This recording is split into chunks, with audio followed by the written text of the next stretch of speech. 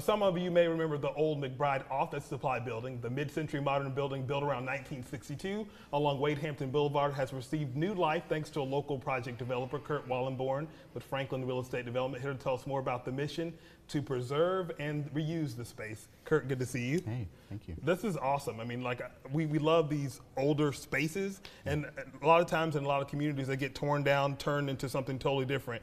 Talk about your attraction to the McBride Supply store from the first beginning. Like, what was the attraction to that space? So it was really interesting. I walked into this building and I just had that kind of gut feeling, you know, that kind of butterfly feeling you get. And I just was like, all right, this building, it's cool.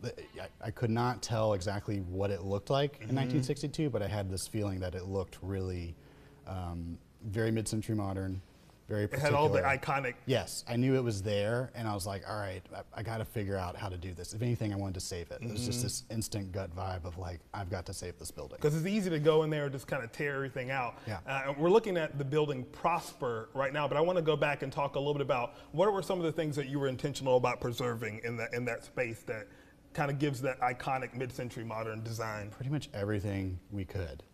We matched the sign originally to the McBride's office supply. The lettering sign. and yeah, everything. The lettering, the font, had this wonderful graphic designer find the font for it. And the seller at the time found the original plans, so we were able to find the exact dimensions of the sign. And so we matched that just as perfectly as we could. It was so fun to restore the terrazzo floors on the main level. I didn't even realize they were terrazzo. They were so like grungy. So going through there, you probably discovered some new things about the space, which is great.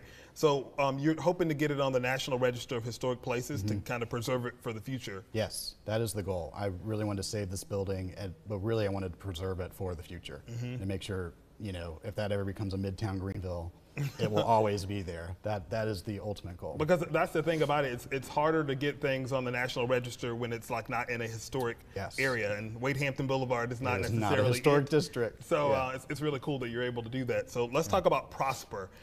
What is that space and how is it different from some of the other office spaces out there? The biggest difference with Prosper is all these offices are acoustically insulated.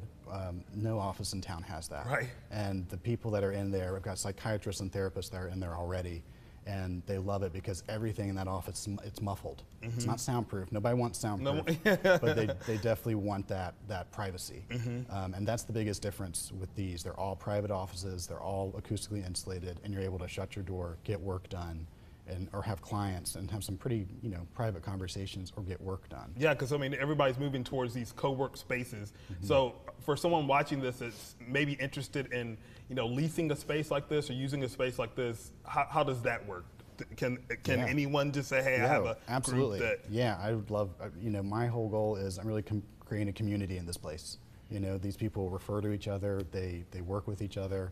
And to me, the more community there is in there, the better it is. Yeah. Yeah. And so they can go on your website and kind of learn more about the property and kind of take a look at it and ask some questions. I'm sure people have additional questions about the design and history and all that. Working on getting the website updated, but I did the Franklin Real Estate Development Instagram is starting to blow up a little bit. So everybody in Greenville's talking about this property because we see so many buildings that are historic that are like they look nothing like the original building, and a lot of the things are just kind of taken out of it. So it's cool to be able to you know, keep some of that Greenville history. So a lot of folks out there probably remember that building, and it's kind of cool to see what's been done to it. Kurt, thank you so much. We appreciate it. And we'll put all of Franklin Real Estate Development's information on our website, yourcarolina.tv.